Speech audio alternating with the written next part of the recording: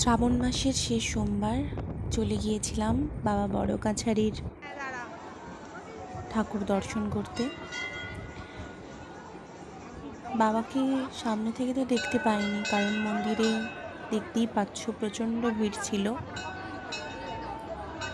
তবু আমরা দূর থেকে দেখার চেষ্টা করেছি এবং বাইরে যে বাবার বিগ্রহ ছিল সেখানে আমরা বাবার মাথায় জল ঢেলেছি।